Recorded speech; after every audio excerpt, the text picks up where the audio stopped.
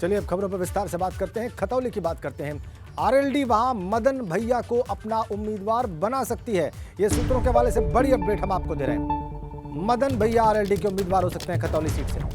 कल उम्मीदवार के नाम की घोषणा हो सकती है आरएलडी के द्वारा, ये भी एक और महत्वपूर्ण जानकारी सूत्रों के हवाले से हमारे पास। गुर्जर बिरादरी से आते हैं पूर्व विधायक मदन भैया, और जो जातिगत गठजोड़ साधने का प्रयास है आरएलडी के द्वारा वो है जाट, गुज्जर और मुस्लिम। अनुभव शुक्ला फोन लाइन पर है हमारे साथ और उनके पास ज्यादा जानकारियां हैं इस बाबत। बताइए अनुभव, क्या सूचना प्राप्त है आपको? देखिए, बिल्कुल गठबंधन में ये सीट आरएलडी को गई है और जयंत चौधरी आज खुद वहाँ पर 3 जनसभाएं कर रहे हैं, लेकिन आरएलडी के लिए भी ये बहुत महत्वपूर्ण सीट है। और जो बात पहले आरएलडी के लोग कह रहे थे कि वहाँ पर या तो सैनी बिरादरी को चुनाव लड़ाएंगे या फिर गुर्जर बिरादरी से किसी व्यक्ति को, तो अब मदन भैया का नाम सामने आ रहा है। कहा जा रहा है कि मदन भैया को आरएलडी वहाँ पर अपना उम्मीदवार बना सकती है। और आज जयंत चौधरी की जो हम क्या 3 जनसभाएं हैं, वहां पर वो कहीं न कहीं इस पर लोगों से बात भी करेंगे और कल घोषणा हो सकती है आरएलडी के उम्मीदवार की। देखिए, जिस तरीके से 2022 में विधानसभा के चुनाव हुए, खतौली सीट भी अगर हम कहें तो आरएलडी के खाते में पहले थी और वहां पर बीजेपी के विक्रम सैनी ने तकरीबन 16,000 से ज्यादा मार्जिन से आरएलडी उम्मीदवार को मात दी थी। तो इस बार थोड़ी सी आरएलडी अपनी रणनीति को चेंज कर रहा है और इस बार कोशिश है कि गुर्जर बिरादरी के नेता को वहाँ चुनाव लड़ाया जाए, क्योंकि वहाँ पर गुर्जर समुदाय का भी वोट है, इसके अलावा सैनी समुदाय का भी वोट है। तो कोशिश यही है कि किस तरीके से चुनाव लड़ाकर इस बार कम से कम इस बाई इलेक्शन में एक सीट तो अपने नाम की जाए। लेकिन बीजेपी बार बार यही कह रही है कि वो सीट जो है वो बीजेपी की सीट है और वहाँ पिछली बार से भी ज्यादा वोटों से बीजेपी जीत हासिल करेगी। ये तो अब जब चुनाव होगा 5 तारीख को वोट डाले जाएंगे तब तय होगा कि कौन जीतता है, किसे जिताती है जनता वहाँ। लेकिन ये जरूर है कि बीजेपी ने भी अपने नामों का पैनल भेज दिया है, उसकी भी घोषणा हो जाएगी और हो सकता है कि कल तक आरएलडी भी अपने उम्मीदवार के नाम की घोषणा कर दे। जो भी हो, लेकिन 2024 के लोकसभा चुनाव से पहले ये जो बाई इलेक्शन हो रहे हैं, ये काफी महत्वपूर्ण उत्तर प्रदेश में हो गया। राजेंद्र जी बिल्कुल, बहुत धन्यवाद आपका अनुभव।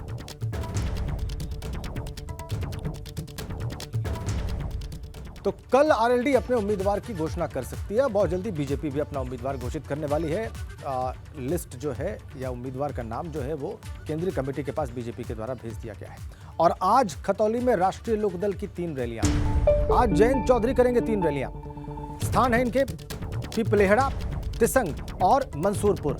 इन 3 स्थानों पर राष्ट्रीय लोकदल की जनसभाएं हैं और आज या कल इन 2 दिनों में राष्ट्रीय लोकदल आज से कल के बीच में अपने उम्मीदवार की घोषणा कर सकता है। और हम आपको बता रहे हैं अभी कि जो सूत्रों के हवाले से जानकारी हमारे पास है उसके हिसाब से मदन भैया उम्मीदवार हो सकते हैं, गुर्जर समुदाय से आते हैं।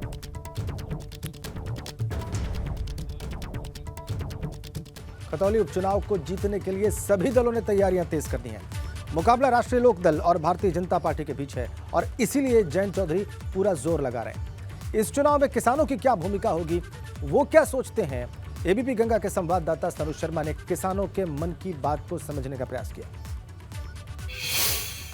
खतौली का सियासी तापमान चढ़ा हुआ है और आज राष्ट्रीय लोकदल के मुखिया राज्यसभा सांसद जयंत चौधरी यहां पर 3 जनसभा करने जा रहे हैं। आप ये देखिए कि ये सबसे पहले जो पीपलहेड़ा गांव है, इस पीपलहेड़ा गांव में जो जनसभा है जयंत चौधरी की, वो जनसभा होनी है और उसको लेकर जो तैयारियां हैं वो जोरों शोरों से चल रही हैं। राष्ट्रीय लोकदल के तमाम नेताओं ने यहाँ पर पूरी ताकत झोंक रखी है और राष्ट्रीय लोकदल की पूरी कोशिश है कि चाहे जैसे भी हो यहाँ पर जो जीत का परचम है वो लहरा दिया जाए। चूंकि यहाँ पर बीजेपी की बात हो या राष्ट्रीय लोकदल गठबंधन की बात हो, आमने सामने का कड़ा मुकाबला होगा। आज जयंत चौधरी यहाँ पर जो 3 जनसभा करने जा रहे हैं, पहली जनसभा जो है उनकी पीपलहेड़ा में होगी, दूसरी तिसंग में होगी और उसके बाद जयंत चौधरी मंसूरपुर में जाएंगे। आज ये चर्चाएं चल रही हैं कि आज ही जयंत चौधरी यहाँ पर जो प्रत्याशी है उस प्रत्याशी का ऐलान कर सकते हैं। हालांकि 2 समीकरण पर जयंत चौधरी यहाँ पर जो टिकट है वो घोषित करेंगे और उसको लेकर जो चर्चाओं का बाजार है वो गर्म है। पहला जो समीकरण है वो जाट, मुस्लिम और गुर्जर समीकरण पर जयंत चौधरी यहाँ पर प्रत्याशी घोषित कर सकते हैं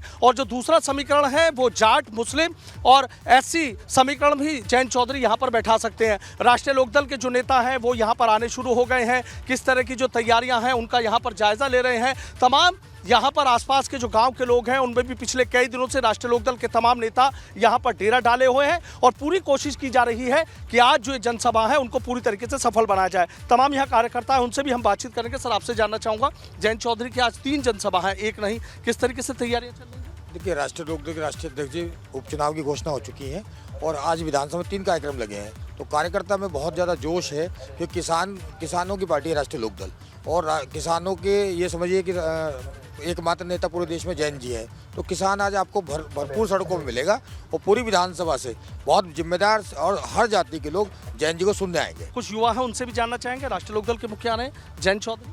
हाँ जी, जयंत चौधरी जी आ रहे हैं हमारे गांव में और आज से चुनाव का आगाज हो जाएगा और राष्ट्रीय लोकदल के लिए बढ़िया तरीके से चुनाव लड़ा जाएगा यहाँ। अच्छा, बढ़िया तरीके से लड़ेंगे। हाँ जी, बहुत सामने कह रहे हैं बीजेपी से तो कड़ा मुकाबला होगा। कड़ा मुकाबला तो पहले था, अब तो कड़ा मुकाबला खत्म हो लिया बिल्कुल। यहाँ से अजीत सिंह जी चुनाव लड़के गए थे, सारी खाई खत्म करके, जो भी इन्होंने नफरत यहाँ से घोल ली है हमारे यहाँ आके, वो सब खत्म हो चुकी है। अब तो यहाँ से किसान हैं, सब ज़्यादातर किसान बेल्ट है और राष्ट्रीय लोकदल किसान की पार्टी है, तो यहाँ से उसी आधार पर वोट डलेंगे। अच्छा, उसी आधार पर वोट डलेंगे। हाँ चौधरी साहब, क्या तैयारी है? जयंत चौधरी आ रहे हैं, आज तो सियासी तापमान चढ़ जाएगा।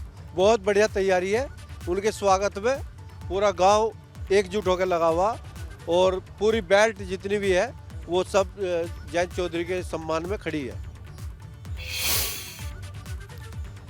अब एक बड़ी अपडेट हमारे पास है। AIMIM के यूपी प्रवक्ता मोहम्मद फरहान का समाजवादी पार्टी पर हमला सामने आ रहा है। मैनपुरी में सपा को अपनी हैसियत का अंदाजा हो जाएगा, कह रहे हैं मोहम्मद फरहान।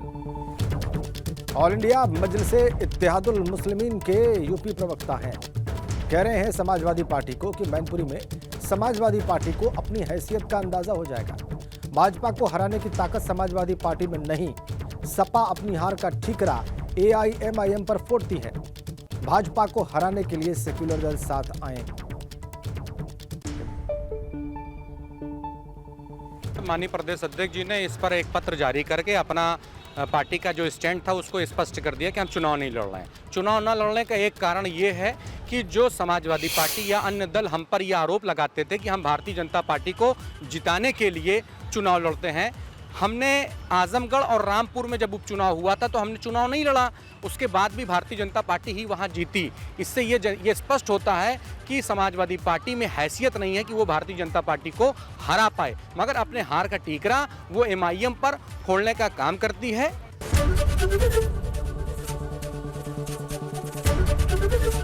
ABP गंगा, खबर आपकी, जुबान आपकी।